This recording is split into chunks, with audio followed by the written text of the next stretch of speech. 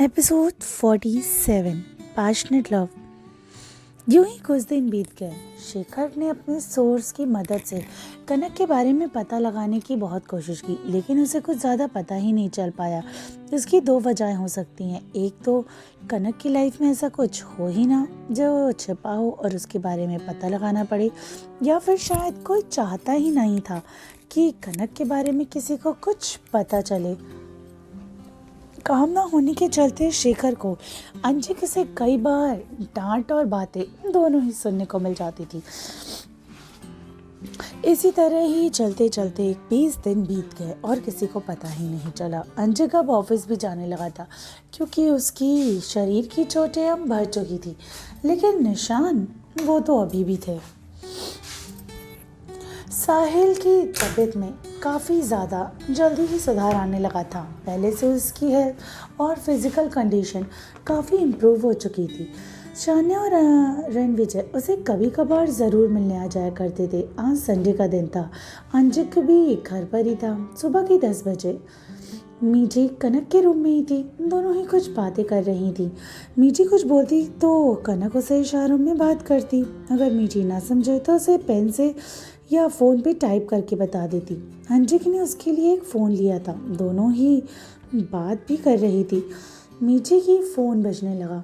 उसने देखा तो उसकी एक दोस्त का कॉल आया। मीठी ने जल्दी से कॉल रिसीव किया। हेलो।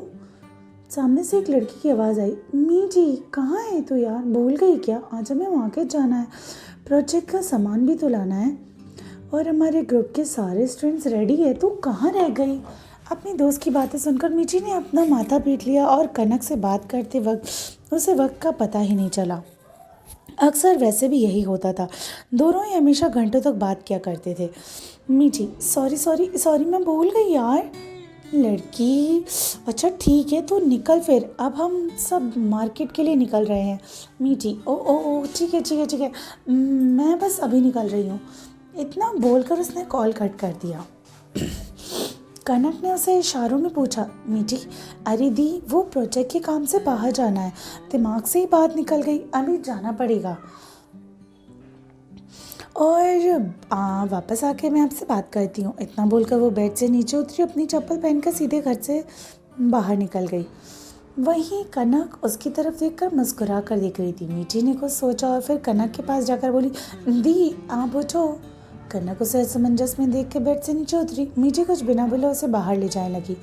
कनक ने उससे पूछा, पर मीठी उसकी बात बिना जवाब दिए बस चलने के लिए कहती है। कनक भी चुपचाप उसके साथ चल देती है। मीठी कनक को बाहर गार्डन में लेकर आई और उसे इधर उधर देखा। दूर अंजिक अपने फ़ोन में किसी से बातें कर रहा था। मीठी ने कनक को चलने को कहा। फिर दोनों अंजिक के पास आ गए। मीठी लेकिन कनक को समझ नहीं पा रही थी। अंजिक बात कर रहा था कि तभी उसकी नज़र कनक और मिस्टी पर पड़ी। कनक और अंजिक की नज़रें जब एक दूसरे से मिली तो कनक की हार्ट बीट एक्सप्रेस ट्रेन की तरह धक धक धक धक करने लगी, जिसे कनक बहुत ही मुश्किल से रोक पा रही थी। उसने अपनी नज़रें नीचे झुका ली। ये देखकर अंजिक के चेहरे पर एक हल्की मुस्कुराहट आ गई, जिसे उसने जल्दी ही छिपा भी लिया था। अंजिक की नज़रें फिर से मिस्टी पे गई। अंजिक ने कॉल कट किया और उससे पूछा, क्या हुआ? मिस्टी भाई आपसे कुछ कहना था। अंजिक ने एक बार कनक की ओर देखा और फिर मीठी की तरफ देखकर कहता है, बोलो क्या कहना है मिस्टी? भाई मुझे स्कूल के प्रोजेक्ट के लिए बाहर जाना है। अभी मैं चाहती हूँ कि यानी मेरा मतलब, अगर आप इन्हें बोलो तो मैं कनक दी को अपने साथ बाहर ले जाना चाहती हूँ। मीठी की बात सुनकर कनक उसे हैरानी से देखने लगी। अंजिक ने कनक को देखा जो खुद हैरान थी। मीठी भाई कनक दी कब से घर पर ही है, उसका भी तो मन करता होगा ना बाहर घूमने या आने वाने का। आने के बाद वो बस घर पर ही तो रहती है, कितने महीने हो गए। ये बोलकर वो अंजिक के बोलने का इंतज़ार करने लगी और एक हाथ से कनक के हाथ को पकड़ रखा था कि ताकि वो कुछ कह ना सके। अंजिक अपनी गहरी नज़रों से कनक को देखने लगा जो उसकी तरफ देख रही थी। अंजिक बिना पलके झपकाए उसे देख रहा था। कनक अंजिक को ऐसे देखने से अपने एक हाथ अपने दिल पर रख आंखें नीचे कर लेती है। अंजिक ये देखने के बाद अपनी नज़रें हटाकर फ़ोन पर देखते हुए मुड़ गया। ये देखकर मिस्टी का तो मुँह ही उतर गया। कनक भी पीछे से अंजिक को देख रही थी। अंजिक कुछ कदम चलकर बिना पीछे देखे कहता है, मैं राघव को बोल देता हूँ, वो तुम दोनों को साथ ले जाएगा। ये बोलकर वो अंदर चला गया। मीठी तो खुशी से उछल पड़ी। कनक भी खुश थी। राघव अंजिक का पर्सनल बॉडीगार्ड में से एक था। कुछ देर के बाद कनक और मीठी जाकर कार में बैठ गए। राघव कार चलाने वाला था। राघव, कहाँ जाना है मैम? मीठी, राघव भैया, वो हमारे स्कूल में कुछ दूर जो मार्केट है ना, वहीं ले चलो। राघव ने हाँ कहा और सर हिलाकर फिर कार स्टार्ट करके आगे चल पड़ा। राघव का चेहरा हमेशा से एक्सप्रेशनलेस रहता था। मीठी कुछ बात करती जिससे जवाब में राघव बस हाँ में जवाब ही देता। कुछ देर के बाद कार मार्केट में पहुंची। ये एक लोकल मार्केट थी। हर तरफ लोगों की भीड़ भाड़ थी। आज संडे का भी तो दिन था ना, तो भीड़ बाकी दिनों के मुकाबले थोड़ी ज़्यादा ही थी। कनक और मीठी कार से उतरे और अंदर चले गए। कनक के लिए ये सब नया नहीं था। वो अक्सर सिंह परिवार के घर रहते वक्त बहुत बार अपने पास के मार्केट में जाया करती थी सब्जी वगैरह खरीदने के लिए। उस मार्केट में बहुत तरह की चीज़ें थी। मीठी को तो तब उसके दोस्त दिखाई दिए। कनक को लेकर वो वहाँ उनके पास चली गई। सबसे कनक को मिलवाया। कनक की खूबसूरती देख के उन सबके चेहरे पर एक मुस्कुराहट आ गई। कनक दिखने में उन सबकी एज की तरह ही लग रही थी। सब आगे बढ़ गए। तभी कनक को एक स्टॉल दिखाई दिया जहाँ पर तरह तरह के दुपट्टे थे, रंग बिरंगे। कनक को वो सब देखने में बहुत अच्छा लगा। मीठी ने भी उधर देखा। मीठी कनक की तरफ देखकर बोली, दी बहुत खूबसूरत है ना? आप तो हर रंग अच्छा लगेगा ना आपके ऊपर। कनक उसकी तरफ देखकर मुस्कुरा दी। मीठी, दी चलो ना, लेते हैं। कनक ने सामने देखा। मीठी के दोस्त आगे बढ़ गए थे। मीठी कनक के पास ही रह गई थी। कनक ने मीठी को देखा और इशारों से आगे जाने को कहा। वो यहाँ रुक जाएगी। मीठी, अरे दी नहीं, मैं आपको अकेला कैसे छोड़ सकती हूँ, चलो हम फिर से बाद में ले लेंगे, अभी आगे चलते हैं।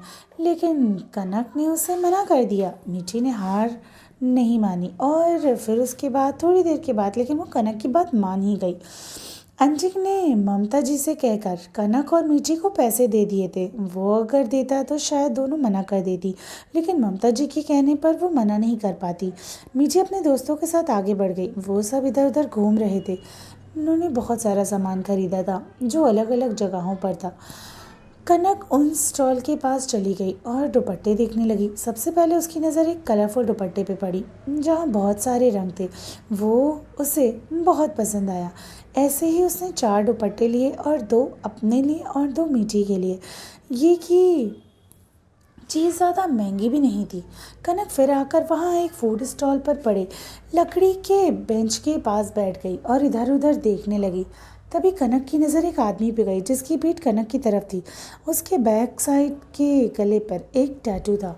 उसी ने कनक की नज़र उस आदमी पे गई। उस टैटू से कनक की आंखों में कुछ पुरानी बातें याद आने लगी। कनक बेंच से खड़ी हो गई। उसका पैर कांपने लगा। तभी वो आदमी एक झटके से मुड़ा जिससे उसका साइड फेस अच्छे से दिख रहा था। चेहरे पर एक कट जो उसके चेहरे को और ख़तरनाक बना रहा था। कनक की सांसें तेज चलने लगी। वो आदमी कनक की तरफ मुड़ने लगा। ये देखकर कनक जल्दी से वहाँ से एक तरफ जाने लगी। वो आदमी भी फ़ोन पर बात करते हुए उसी दिशा में जा रहा था। कनक को समझ नहीं आ रहा था कि वो क्या करे। उसने इधर उधर देखा, फिर मार्केट में लगे एक छोटी सी गली में बढ़ गई। रास्ता काफ़ी छोटा था। कनक बिना पीछे देखे उस तरफ बढ़ती जा रही थी। उसके सामने अभी भी एक खाली मैदान था और एक बहुत पुराना स्कूल जो शायद सालों में बंद पड़ा हुआ था। कनक ने पीछे देखा, वहाँ कोई नहीं था। कनक वहीं नीचे एक पत्थर पे बैठ गई और उसकी आंखों में जो आंसू थे वो गिरने लगे। उसके जीवन की कुछ पुरानी यादें उसे तकलीफ दे रही थी। उस आदमी को देख उसके पुराने ख्वाब ताज़ा हो गए। कुछ पल के बाद कनक ने खुद को शांत किया और खड़ी हुई। जैसे ही वो जाने लगी कि सामने कुछ लड़के चल कर आ रहे थे। उसके हाथ में शराब की बॉटल्स थी जो कि वो पी रहे थे। शायद ये खाली पड़ा स्कूल उनका अड्डा था। वो 5 लोग थे। कनक उनको देखकर थोड़ी घबरा गई। उसने पीछे की तरफ देखा। जहाँ कोई भी रास्ता नहीं था, हर तरफ बाउंड्रीज ही थी। लड़के झूमते झामते आगे बढ़ रहे थे, तभी उनकी नज़र कनक पे पड़ी। उसे देख पहले तो किसी को यकीन नहीं हुआ, क्योंकि इस जगह पे कोई आता जाता तो नहीं था। ऊपर से इतनी खूबसूरत लड़की। सबके चेहरे पर एक गंदी हंसी आ गई। कनक का डर अब बढ़ता ही जा रहा था। एक लड़का, क्या बात है गुरु, हाँ तो शराब भी है और शबाब भी। दूसरा लड़का अपनी छाती पे हाथ फिराते हुए, हे सही कहा बे, कैसे भी क्या खूबसूरत माल है। ऐसी तो खूबसूरती साला अपन जिंदगी में पहली बार अपनी नज़रों के सामने देख रहा है। कसम से शराब से भी ज़्यादा नशा है इस लड़की में।